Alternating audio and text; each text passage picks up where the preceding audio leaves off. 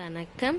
இன்று நாம் பார்க்க போகும் ஸ்தலம் ஸ்ரீவில்லிபுத்தூரில் அமைந்துள்ள வைத்தியநாதன் சுவாமி சன்னதியை பற்றி பார்க்கலாம். இந்த சன்னதிக்கு ஒரு புராண கதையும் இருக்கிறது.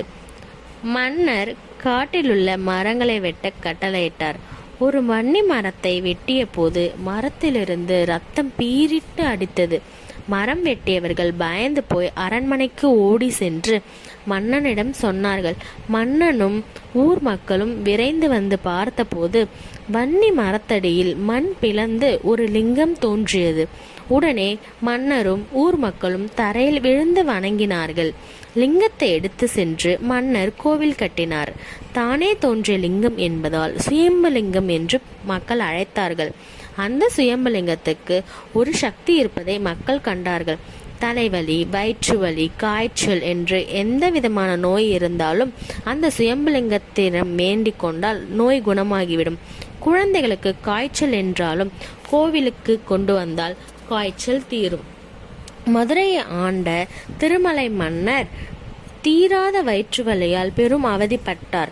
அரண்மனை வைத்தியர்கள் மருந்து கொடுத்தும் அவருக்கு வயிற்று வலி சரியாகவில்லை.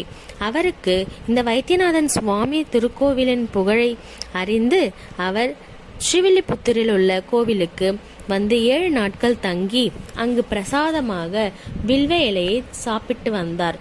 ஒரு வாரத்தில் வலி குணமாயிற்று. மகிழ்ந்த மன்னர் நீயே வைத்தியநாதன் என்று சிறப்பு பூஜைகள் செய்தார். அன்று முதல் சுயம்புலிங்கத்துக்கு வைத்தியநாதன் என்று பெயர் பெற்றது. பக்தர்களும் வைத்தியநாதன் என்றே அழைத்தார்கள்.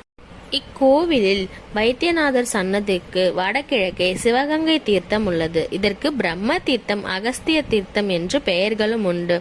ஆகவே வாழ்வில் எல்லா நலமும் பெற வைத்தியநாதன் சன்னதிற்கு வந்து ஒரு முறை வழிபட்டால் போதும். நோயற்ற வாழ்வே குறைவற்ற செல்வம் என்று கூறுவார்கள். அதுபோல நோய் நொடி இல்லாமல் ஆரோக்கியத்துடன் வாழலாம். வணக்கம்.